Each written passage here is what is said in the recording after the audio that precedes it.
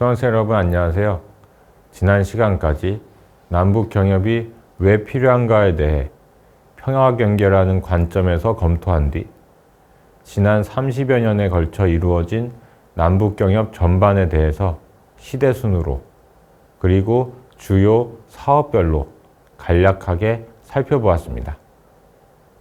이제 마지막으로 남북 경협 경험이 갖는 의의와 한계에 대해서 검토해 보겠습니다.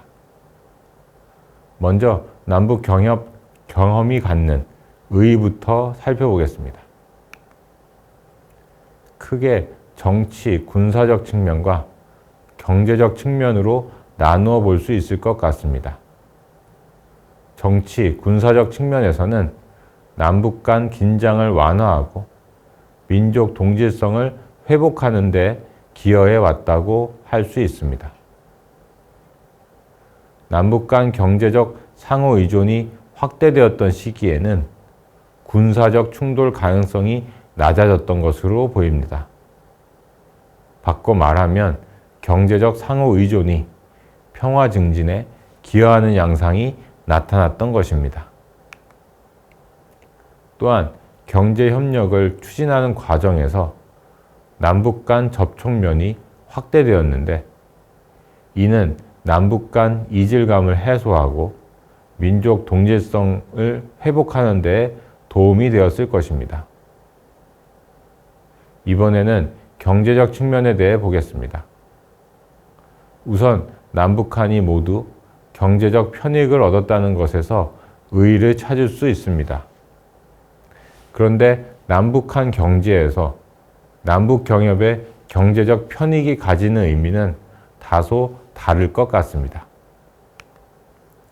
남북 경협이 한국 경제에 미친 영향이나 한국 경제에서 가지는 중요성은 상대적으로 제한적이었다고 할 수 있습니다. 반면 남북 경협이 북한 경제에 미친 영향이나 북한 경제에서 갖는 중요성은 적지 않았다고 생각됩니다. 이처럼 차이가 나는 이유는 무엇일까요? 결국 경제 규모의 차이 때문이라고 이야기할 수 있겠습니다. 한국의 경우 오늘날 무역 규모가 1조 2천억 달러에 달하고 있습니다. 2010년을 기준으로 해도 9천억 달러에 육박하는 수준이었습니다. 따라서 최대 25억 달러 수준인 남북 교역이 한국 경제에서 가지는 의미는 제한적일 수밖에 없습니다. 반면 북한의 경우에는 2000년대 무역 규모가 30억 달러 내외 수준에 그쳤습니다. 2000년대 이후 무역 규모가 가장 컸던 2014년에도 76억 달러 수준이었습니다.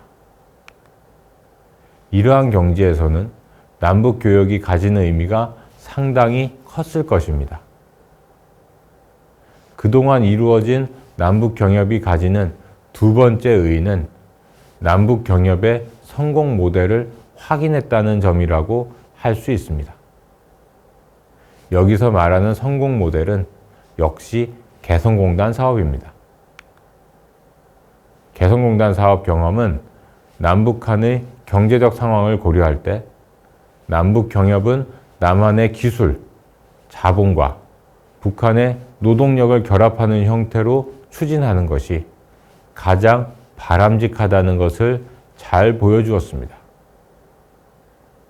개성공단 사업은 앞으로 남북 경협이 재개될 경우 최우선적으로 다시 추진될 것으로 예상됩니다. 그리고 다른 경협사업 추진에도 좋은 참고 사례가 될 것으로 보입니다. 다만 중장기적으로는 이러한 성공 모델로부터의 탈피가 필요하다는 점도 기억할 필요가 있습니다. 남북 경협이 성과를 거두어 북한 경제가 성장할수록 북한 노동력이 가지고 있는 임금 경쟁력은 낮아질 수밖에 없을 것이기 때문입니다. 그렇게 되면 북한 노동력에 대한 한국의 수요는 줄어들게 되고 남북 경협이 감소할 수도 있을 것입니다. 따라서 남북경협 재개 초기에는 개성공단 모델을 참고해서 사업을 추진하되 중장기적인 대한 모색에도 힘을 쏟을 필요가 있겠습니다. 보다 고부가가치를 지닌 산업에서 남북이 협력할 수 있는 방안도 계속해서 찾아볼 필요가 있다는 이야기입니다. 이제 지금까지 이루어진 남북경협이 지녔던 한계에 대해 살펴보겠습니다. 남북경협은 앞서 보신 것처럼 의의를 지니기도 하지만 여러 측면에서 한계를 드러내기도 했습니다. 우선 북한 진출 기업들을 위한 비즈니스 환경이 열악했습니다. 개성공단의 상황을 예로 들어 살펴보겠습니다.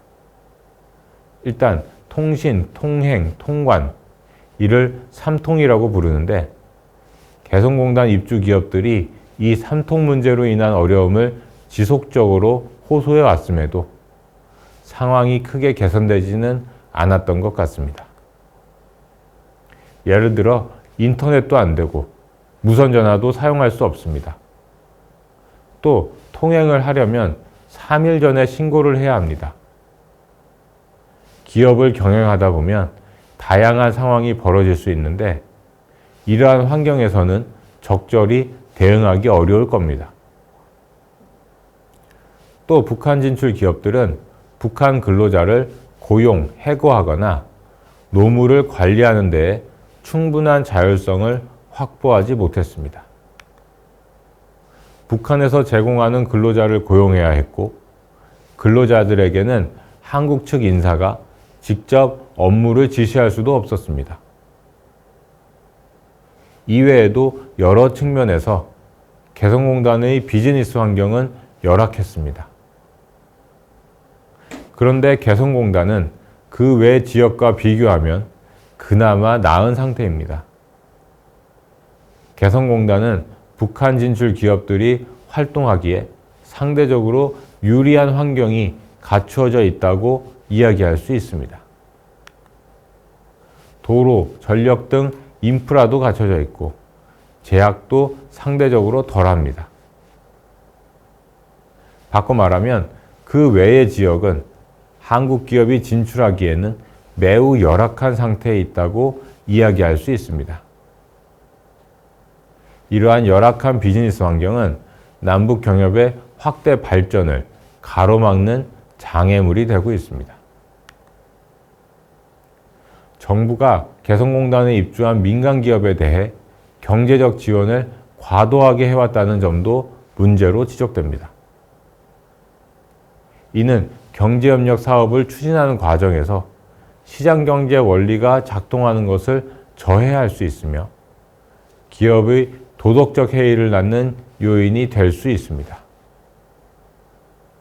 기업을 국가가 계속 지원해주면 기업 경영이 방만해지거나 무리한 투자를 하는 등의 문제가 발생할 수 있다는 것입니다.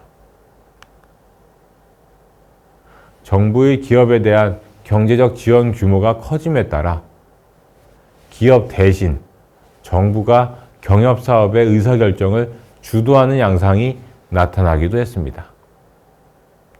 금강산 관광사업 사례가 대표적입니다. 앞으로는 정부가 과도하게 지원하기보다는 민간 기업이 책임지고 사업을 운영하도록 하고 정부는 이를 제도적으로 뒷받침하는 것으로 그 역할을 한정할 필요가 있습니다. 또한 정경 분리 원칙이 훼손되어 왔다는 점도 문제입니다. 물론 남북 관계의 특수성을 고려할 때 남북 경협이 정치적 변수의 영향으로부터 완전히 자유롭기를 기대하기는 힘들 것입니다. 문제는 남북 경협 추진 과정에서 정치적 변수에 과도하게 영향을 받아왔다는 데 있습니다. 한반도에서 정치적 긴장이 완전히 해소되기는 쉽지 않은 상황에서 이처럼 정치적 변수에 과도하게 영향을 받는 상황이 지속된다면 앞으로도 남북 경협 규모를 확대하는 것에는 한계가 있을 것입니다. 정치적 변수로 인해 언제 갑자기 경협이 중단될지 모르는 상황에서 경협에 뛰어드는 기업은 그리 많지 않을 것이기 때문입니다. 이제 이번 강의에서 학습한 내용을 정리해 보겠습니다. 이번 강의에서는 먼저 남북 경협이 왜 필요한가에 대해서 살펴보았습니다. 남북 경협의 목적은 평화와 경제 발전의 선순환, 즉 평화 경제를 구현해서 한반도의 평화와 번영을 실현하는 데 있다고 말씀드렸습니다. 그리고 선행 연구를 참고하여 평화가 경제 발전을 촉진하고 경제적 상호 의존 강화가 평화를 다시 증진하는 선순환 관계를 실현하는 것이 가능하다는 점도 확인했습니다. 두 번째로 살펴본 것은 남북 경협의 추진 배경과 전개 과정입니다. 먼저 남북 경협을 추진하게 된 배경으로는 1970년대 이후 냉전 구도가 완화되었다는 점과 남북 간 체제 경쟁이 사실상 종료되었다는 점을 말씀드렸습니다. 남북 경협은 1980년대 중반부터 추진되었습니다. 특히 1988년 77 선언은 남북 경협의 돌파구가 마련되는 데 결정적인 계기가 되었습니다. 1988년부터 교역이 이루어지기 시작했고 1990년대 초반에는 남북 경협의 법적 근거가 마련되었습니다. 이후 성장세를 보이던 남북 교역은 1998년 김대중 정부가 들어선 이후 도약기를 맞이했습니다. 금강산 관광사업이 시작되고 남북 경협 4대 합의서도 체결되었으며 2004년 12월부터 개성공단이 가동되기 시작했습니다. 그러나 남북 경협은 2008년 정체기에 접어들게 됩니다. 2008년 금강산 관광이 중단되었고 2010년에는 5.24 조치로 인해 개성공단을 제외한 남북 교역은 사실상 중단되었습니다. 이후에도 개성공단은 북한 근로자 5만 명 이상이 근무할 정도로 활기를 띄었지만 2016년 초 개성공단 가동도 중단되면서 남북 경협이 전면 중단되는 상황이 도래했고 그러한 상황이 계속 이어지고 있습니다. 이어서 남북 경협의 성과에 대해서 검토했습니다. 남북 경협은 일반 교역, 위탁가공 교역, 개성공단, 금강산 관광으로 구분해 볼 수 있는데 이들 각각의 추이에 대해 살펴보았습니다. 일반 교역은 남북 교역 초창기에 가장 큰 비중을 차지했으며 주로 북한의 농산물, 광물 등을 남한이 수입하는 형태로 이루어졌음을 확인했습니다.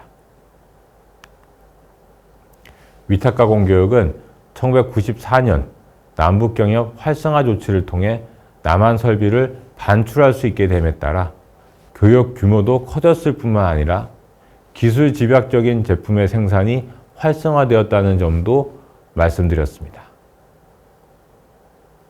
개성공단과 관련해서는 사업 규모 면에서나 성과 면에서 남북 경제협력을 상징하는 사업이라는 점, 총 3단계까지 개발 계획이 수립되었으나 1단계에서 중단되었다는 점 등에 대해 말씀드렸고, 금강산 관광과 관련해서는 2008년 사업이 중단되기까지 관광사업의 발전 과정에 대해 살펴보았습니다. 마지막으로 말씀드린 것은 남북경협이 지닌 의의와 한계입니다. 의의로는 남북 간 긴장을 완화하고 민족 동질성을 회복하는 데 기여해 왔다는 점, 남북한이 모두 경제적 편익을 얻었다는 점, 그리고 개성공단이라는 남북경협의 성공 모델을 확인했다는 점 등을 말씀드렸습니다. 이어서 한계로는 북한 진출 기업들을 위한 비즈니스 환경이 크게 개선되지 못했다는 점, 개성공단 입주 기업에 대한 정부의 지원이 과도했다는 점, 정경분리 원칙이 훼손되었다는 점 등에 대해 말씀드렸습니다. 이제 강의를 마무리하겠습니다. 다음 강의에서는 마지막으로 통일한국의 경제에 대해 살펴보려 합니다. 통일은 남북한 경제에 상당한 변화를 가져올 수 있습니다. 그렇다면 남북한이 통일될 경우 경제 통합은 어떻게 추진되어야 하는지, 그리고 그 과정에서 어떠한 측면에 주의를 기울여야 하는지, 또 통일이 가져올 경제적 효과는 무엇인지 등에 대해 살펴보겠습니다. 그럼 다음 시간에 뵙겠습니다. 감사합니다.